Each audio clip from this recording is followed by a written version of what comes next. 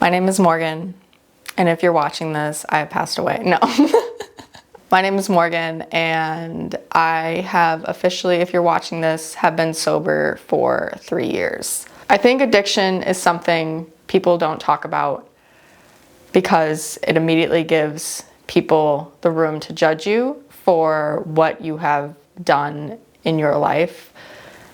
You become someone you don't want your kids around, or not trustworthy to work with, or something that's difficult personally for people just to have in their lives. Addiction is something that is hard for people to talk about, and this is why I'm talking about it. And I think opening up about my past and trauma and really showing who I actually am. I don't think anybody has a perfect childhood. If you do, congratulations. I wish you nothing but the best. When I was growing up, I had a lot of things that caused me to not thrive as a child. Let's put it that way. Growing up, I was a very imaginative kid. I loved making up stories, playing with my sisters outside, pretending we were horses. A really cherished time in my life where I look back on it and I wish I could go and live it all again. A lot of things were missed as a kid for me. I showed many signs that I was not right in the head.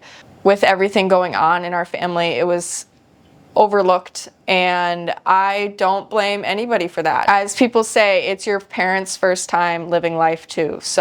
And I'm not going to harbor any feelings or be upset that things didn't turn out the way that they should have. Addiction is something you were born with. I believe that. I knew addiction ran in my family. I was, of course, one of those people saying, couldn't be me, could never be me. I am so in control. I'm so in charge of my body. I will never go overboard. And I think that should be a red flag immediately, thinking you are better than addiction, because you never are. Addiction is something you are born with, and when it decides to come out is really not up to you. It's usually something that happens in your life. Where mine decided to make itself known was when I was 17, I was raped, and I mistakenly let him into my home. He assaulted me when I was sleeping. Me showing lack of emotion around it is years and years and years of speaking it out into the open and not letting it control my life anymore. Since I was underage and he was older, the state of Minnesota ended up filing charges against him, and it was the state of Minnesota against him in court. Took a whole year for us to get to court, and he ended up going free. 90% of cases that are brought to attention, the man always goes free, or the woman is not believed. And it's sad. A lot of women don't talk or don't say anything because of this. Something that brings me peace, though, is if he was to ever assault anybody again, it's on record and he would immediately go to jail, since it would be a second offense brought up. After that, I ended up heavily smoking, started drinking, and for the next 10 years of my life until I was 27, I was either drunk or high anytime I was awake. And a lot of it was blocking out trauma in my childhood, trauma as a young adult, the anxiety, the depression, and also I was diagnosed with autism after I got sober, and connecting the pieces of why I would always numb myself became very clear. I was constantly not being able to control my emotions or my body or the things happening around me, where numbing myself became the answer to everything. The past 3 years have not been easy.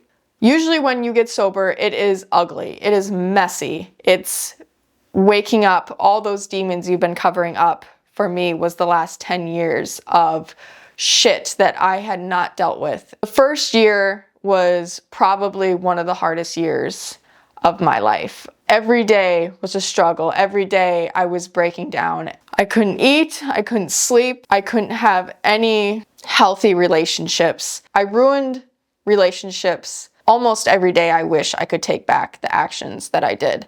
But that's the thing about going sober. You will uncover everything you were hiding and some things that you didn't even know that were there. And for me, that was my autism diagnosis.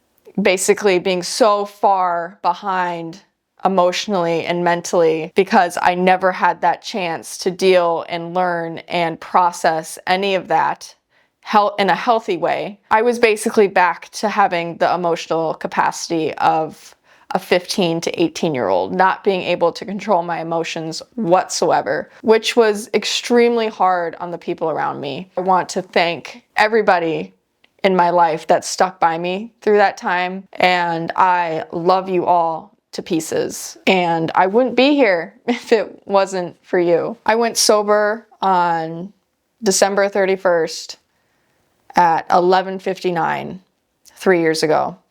I took my last drag. I went inside, I watched the ball drop, and I'm like, all right, that was it. I think we're gonna be done. And I think that was a huge part of the success for me because I didn't plan it out. It was something that just naturally happened. I'm gonna be 30 this year, finally getting out of my 20s. I feel like a lot of people say that they are very thankful they're out of their 20s. And I'm excited to see what my 30s era brings. Very thankful I found a good psychiatrist. I am now on mood stabilizer medication and anxiety medication. I'm able to function as an adult. And it's funny, as something I said basically my whole life is like, I will never be on prescription pills. Funny enough, looking back on me not being on medication, I'm wondering how I survived. I'm wondering how the people around me survived. That was a ride. I was barely surviving, and I'm very thankful I did and finally decided to get on medication, which again, there is a stigma around, and I would like to throw that out the window. It is very important to replace those chemicals in our brain that we are missing. But a lot of us are born into this world without those, and I think it's super important to throw that stigma out the window. If you're on medication, I'm proud of you. Keep going. If you're still looking to be on that right dosage or that right medication, please keep going. I know it's hard to go through that trial and error process. It's hard on your body, it's hard on your mind, but I'm proud of you. I hope that me putting this out there is helpful for some people. I hope that it lets you get to know me a little more. I hope it doesn't scare you off. If it does, I guess you're not the right person to be in my life. Wanted to make this as a tribute to the past 3 years of shit I've gone through and being on the top of the mountain and being like, yeah, I fucking did that. I survived and we are still surviving, and I'm super proud of us. So look back on this and know that you can keep going, and we've got this, and you've got this. I feel very free now, feel very in control finally, and very thankful for that. If you're watching this and need someone to talk to, please reach out. I am always willing to talk to you. I can't believe it's been 3 years. Time flies. Whew. All right, that was painful, but I think we got it done. Go team. When I mean team, it's literally just me.